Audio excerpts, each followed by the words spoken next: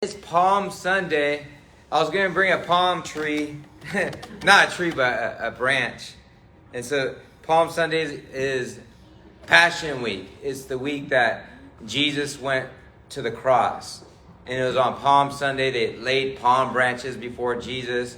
They laid down their jackets before Jesus. And it was kind of like a red carpet welcome. And they were screaming, Hosanna, Hosanna, which means God save us. And so they were worshiping Jesus, welcoming King Jesus to Jerusalem. But what's crazy is just 5 days later, their attitudes change. 1 minute they're screaming, Hosanna, save us, God. And next minute they're saying, crucify him, crucify him. Isn't that human nature? 1 minute we could be worshiping God, and next minute we're like doing the opposite. Maybe we don't scream crucify Jesus, but there's been times in my life I know I have done things that I regret. But I want to read this passage for you. It's in Matthew chapter 21. Verse 7. They brought the donkey, the colt, and placed their cloaks or their jackets on them for Jesus to sit on. A very large crowd spread their cloaks on the road, while others cut branches from the trees and spread them on the road. The crowds that went ahead of him and those followed shouted. So imagine in your mind, if you could, just for a moment, you're in that crowd, witnessing Jesus come into town on a donkey. That's a symbol of humility. He's the King of Kings and the Lord of Lords. He could have came on a camel.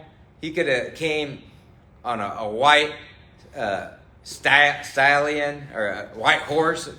You know, if I was going to come as a king, I would have want to come in a big, beautiful white horse. Not on a donkey. Hee-haw, hee-haw. But he comes on a donkey, which represents Jesus as a humble king. The crowds that went ahead of him and those that followed him shouted, Hosanna, which means God save us, to the Son of David. And King David was king. So now they're saying, Jesus, you are king. Blessed is he who comes in the name of the Lord. And so Jesus had God's name. The word Jesus actually translates God saves. So Jesus' very name is Yahweh save. God save us. And they screamed, Hosanna in the highest of heavens. So they recognize that Jesus was no earthly king. He is a heavenly king who came down to earth to show people the way to heaven. And so the first song I have for you is called Hosanna. If you could stand.